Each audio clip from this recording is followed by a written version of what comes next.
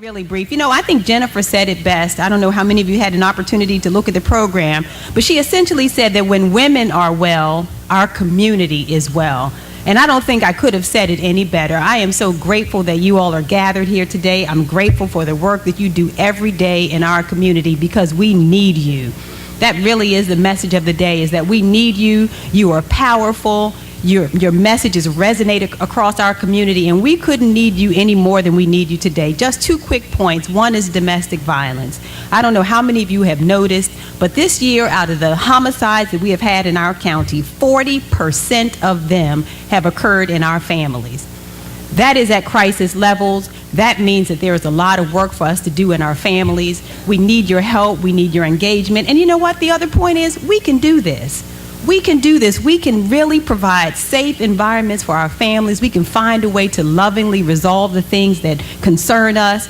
But this is really very serious. 5 children have been murdered in our community this year. And I don't know about you, I can't rest until this ends. We have had 5 babies murdered in our community this year. And and if that's not enough to really rile us up and get us together, I don't know what is, but I know that together we're going to make a very big difference. And then the second point, and I'll go to my seat, is we still have an election this year, and I can't tell you who to vote for, but I can tell you that we do need your vote. That we do need your vote, that we don't have to remind us how many of us died for us to have the opportunity, how many lines in other places where they stand miles and miles and miles to have the chance to cast a vote. And I don't want us to take it for granted. This race this year, despite whatever you're hearing, is very close. It's a tight race. I'm hearing now that we're within 5 to 7 points difference, and so your vote really matters. And so we really urge you. Again, I can't tell you I have my preference. I'll just say that. I have my preference. And I also must say that this election means a lot to Prince George's County. And so I really urge each of you to get out. Again, I want to say thank you for all that you do. I want to say thank you to the Women's Commission. I want to say thank you as well. I see we have Congresswoman Donna Edwards here. We have our county executive. I see Ingrid Turner. We have so many of our elected officials here today. I just want to say thank you to all of you, and may God bless you. And I always had the desire to do hair. So I asked my boss one day if any departments were going away, always looking for those opportunities. And because if I get in a department that goes away, I can get paid and go to hair school. So he put me in a department that just happened to be going away to Pennsylvania. So I went, I did a great job there, and they said, Diane, this department's going to be going to Pennsylvania. Will you be going? Not so much.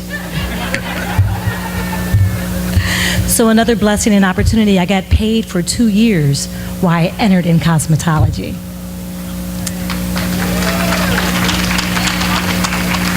So I went to Georgetown. I was doing that whole savvy thing, went to England to take a class in cutting. I wanted to make sure I was the best. So I wound up becoming a great hairstylist, but first I had to sweep a lot of floors. I was sweeping a lot of floors, and I was shampooing a lot of hair. And then eventually I had another opportunity. I had an opportunity to open my own salon. So my father's last name was Cole, and my father died when I was 9. But as little girls, we hold on to our daddy. And then I married that great man of 27 years, last name Stevens. So I put the 2 men together and called it Cole Stevens Salon. And I had 1 employee, me. And I said, wow, so many people came to interview, but they weren't for my brand. They weren't for what I wanted. And I said, month 2, it's just me. Month 3, I started getting, some assistance, and I created this thing called a brand. I said, well, I'll be the hairstylist, and I'll train them up and keep training them up. So the blessing there and the opportunities were, I met women that lost their jobs. I met women who were going through some challenges in life with their partners, their at-home situations, and we wind up giving them careers. And we have 40 employees now. I'm so thankful. So then, because we have this business, I heard that there was a little girl that was very disheveled. Her hair was broken, very acneic skin. So I took her into the salon and started getting her some facials, Then we started doing her hair, and she had this swinging bob. Became a pom-pom girl at school. Her self-esteem went up. That created an environment for her to get a straight A and get a scholarship at Howard University. I'm very humbled to be here with all of you today, and really grateful for your recognition. As I saw our state's attorney when she came up and gave us those powerful words about what our responsibility and our obligation is to future generations because of the obligations of past generations, I was inspired by that. To be here with our county executive, my friend Ingrid Turner. We have broken bread together. I actually made the bread, but we did break it. And to our county executive, I want to say really especially, you know, when I first came into Congress and I represented Montgomery and Prince George's County in the Congress, and every year the Montgomery County Commission for Women would do their annual legislative conference. And there are some of us, Jennifer, others in this room, we'd schlep over to Montgomery County and participate in that women's legislative conference. But when this county executive became county executive, he said, no, we have to empower our Women's Commission here in Prince George's County. And he made an executive commitment to that.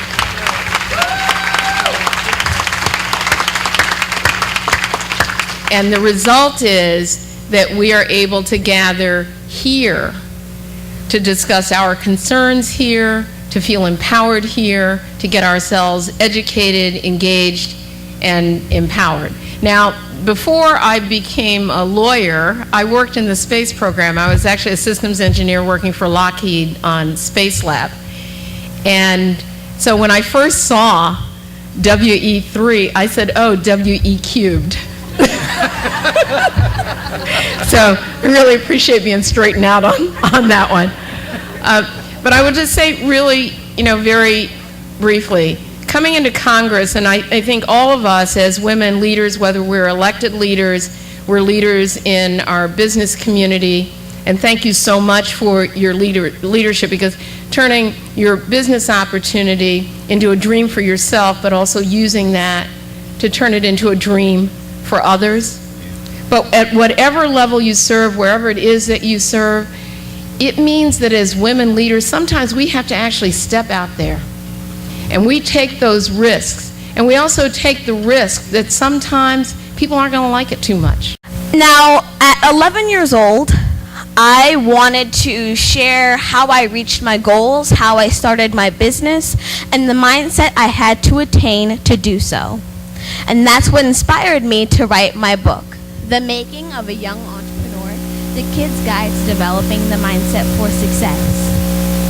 Now, writing the book was actually, first of all, was actually a competition in school. And the prize was to get your book into a library system. Now, I didn't win this competition, even though I really wanted to, because I really wanted to have this book be reached to so many kids around the world. And when I didn't win, I was very discouraged. But my mom told me about something called self-publishing, and that's what I did. Now, writing the book was challenging. It was a difficult process because there was a lot of sacrifice that had to go into it. Now, being only so young, I mean, there's not a lot of sacrifice, but